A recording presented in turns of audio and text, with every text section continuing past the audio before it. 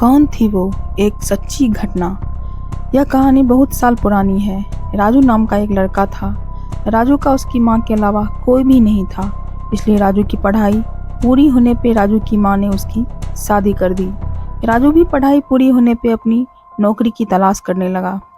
जल्द ही उसकी नौकरी पास के ही शहर में लग गई। राजू अब अपने गांव से ही रोज नौकरी के लिए जाता, पर शहर आने जाने में ही उसका बहुत सारा समय बर्बाद हो जाता। इसलिए उसने अपने परिवार के साथ शहर में ही किराए के मकान में रहने का फैसला किया। जल्द ही उसे एक किराए का घर मिल गया। राजू की माँ और उसकी बीवी को भी वो घर बहुत पसंद आया, इसलिए दूसरे ही दिन वो लोग वहाँ शिफ्ट हो गए। उस घर में कुछ दिन तो सब नॉर्मल चला, पर एक दिन सुबह सुबह जब राजू ऑफिस गया, उसकी बीवी किचन में काम कर रही थी, तो उसके सामने से तेजी से कोई गुजरा। उसने सोचा शायद उसकी सास होगी और अपने काम में लग गई। कुछ समय बाद ऐसा फिर से हुआ। लगा कोई औरत दौड़ते हुए किचन के पास से निकली। राजू की बीवी एकदम से डर गई और अपनी सास को आवाज लगाने लगी, पर उधर से कोई जवाब नहीं आया। फिर उसने अपनी सास को सारे कमरे में देखा तो उसकी सास कहीं नहीं दिखी। पत्नी ने अपनी सास को फोन किया और पूछा, आप कहाँ हैं?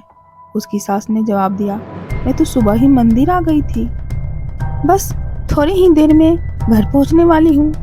रात के समय राजू की पत्नी ने इस घटना के बारे में राजू को बताया। राजू ने पत्नी का वहम समझ के इस बात पे ज्यादा ध्यान नहीं दिया। अगले दिन फिर से ऐसा हुआ तो उसकी पत्नी बिना खाना बनाए ही किचन से बाहर निकल गई। जब सास वापस आई तो उसने पूछा, तुम बाहर क्यों बैठी हो और खाना क्यों नहीं बनाई? पत्नी ने सास को सारी बात बता दी। सास हंसते हुए बोली, अरे बेटी, ऐसा कुछ नहीं होता, शायद तुम थक गई हो इसलिए ऐसा लग रहा है तुम्हें। तुम आज आराम करो, खाना मैं बना दूंगी। इतना बोल के सास किचन में खाना बनाने चली गई। जब वो खाना बना रही थी तभी उसे ऐसा लगा जैसे उसके बालों को कोई बहुत तेज से खींच के हंसते हुए वहां से भागा है। अब उसकी सास भी बहुत घबरा गई और उसने राजू को फोन करके सारी बातें बताई। राजू तुरंत ऑफिस से छुट्टी लेके घर वापस आ गया। आसपास वाले से पूछने पे पता चला कि इससे पहले जो परिवार यहाँ रहता था, उनके घर की एक औरत की मौत किचन में आग लगने की वजह से हो गई थी। बस फिर क्या था, राजू तुरंत ही उस घर को खाली करके वापस अपने गांव चला गया और बाद में उसने एक शहर के बीच एक अच्छा सा घर किराए पर लेके रहने लगा।